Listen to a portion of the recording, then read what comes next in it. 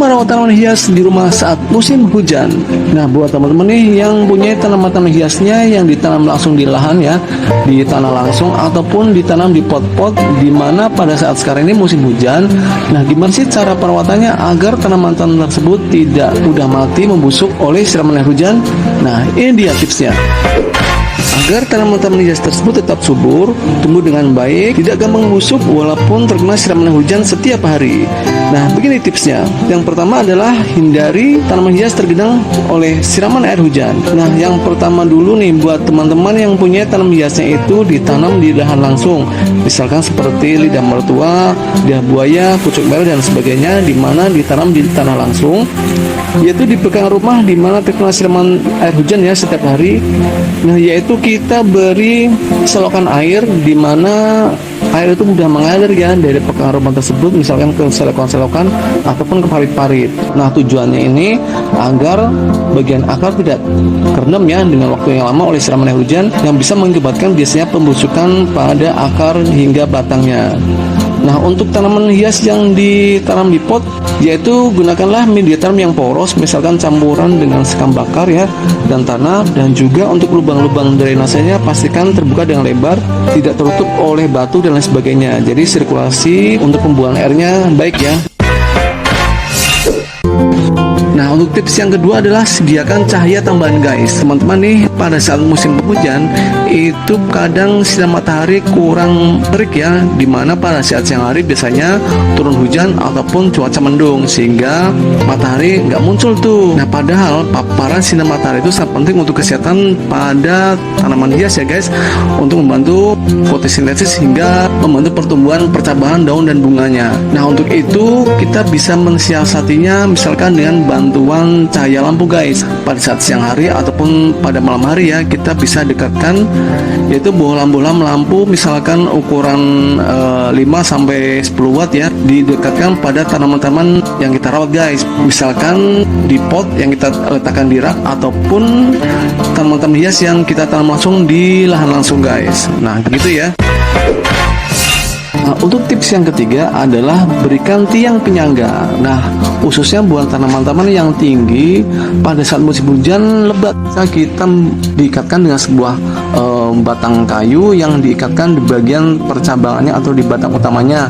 Hal ini sangat berpengaruh untuk kekuatan daya tegaknya, sehingga pada saat datang turun hujan beserta angin, tanaman kita tetap aman ya, tidak roboh ataupun patah di bagian percabangannya. Nah, itulah tips yang ketiga.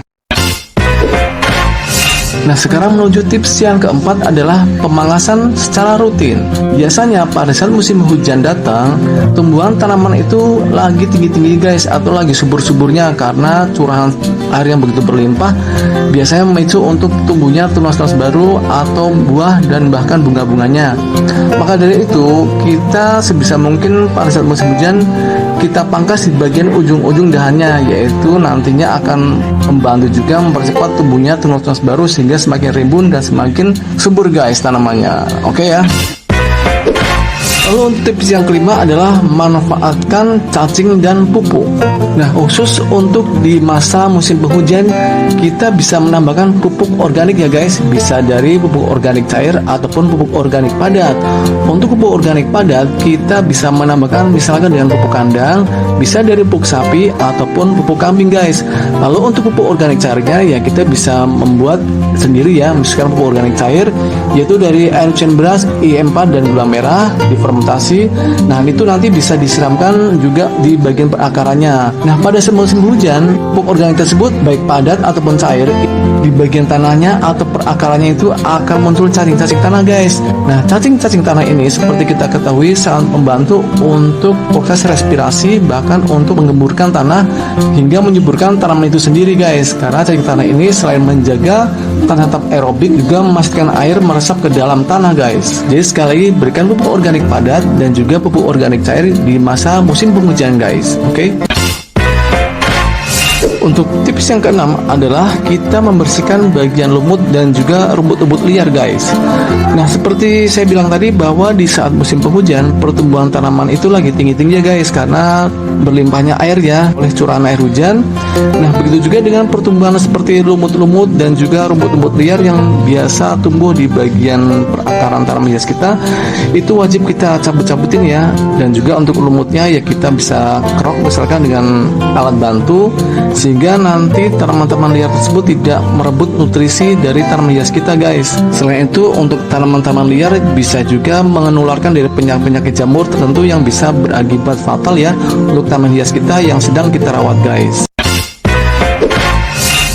Nah sekarang menuju tips yang terakhir atau yang ketujuh adalah penyemprotan fungisida.